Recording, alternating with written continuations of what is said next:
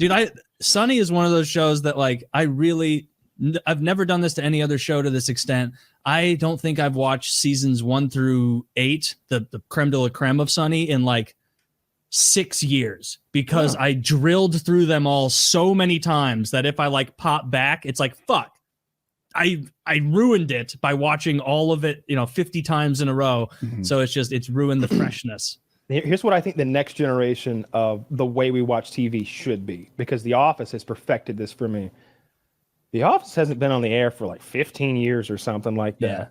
Yeah. But it's got to be one of the most binge watched and rewatched shows of all time. Like, people love to watch The Office when it was on Netflix, especially. That's what everyone talked about. A lot of people canceled their Netflix subscriptions when The Office left. It's on Peacock now, which is NBC's network, who produced The Office, obviously. And over there, they've released these extended versions of this show that's been off the air for 15 years, and they're fun. It's not always. Sometimes you're like, yeah, I understand why you cut that. Like, that's it. You got 2 jokes in a row instead of just the one. But they just show you that alternate take, but they let it keep going.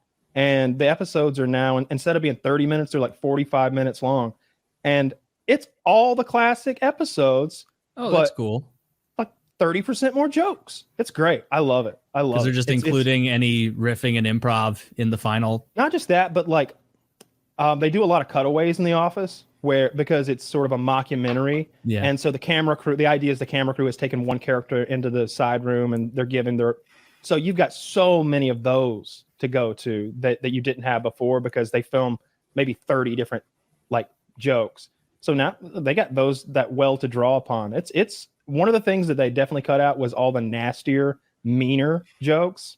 But now they're in. They say the Office usually comes off as much meaner.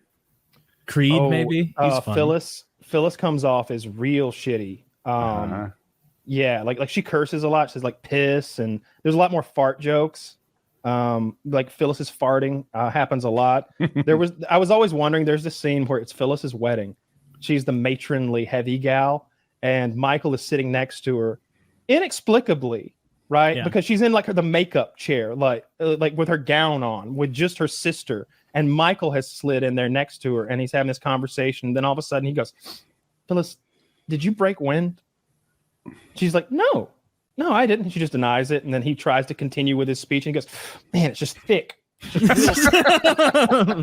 just thick.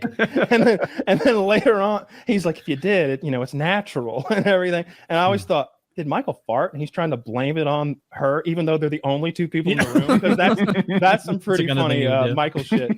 But no, Phyllis is just a stinky lady. Like, you get more of that from the extended scenes that everybody knows about her farts. Did Toby deserve better? Like, he gets so much hate, and I was like, what did he do exactly? He put his hand on Pam's thigh next in that scene when they were all locked in the office, right in front of Jim. And Jim, I love the look Jim gives. He goes, like, looking at the hand on the thigh of his wife. He's just like, And then in that moment, Toby goes, wife at the time, fiance at least. Okay. It was.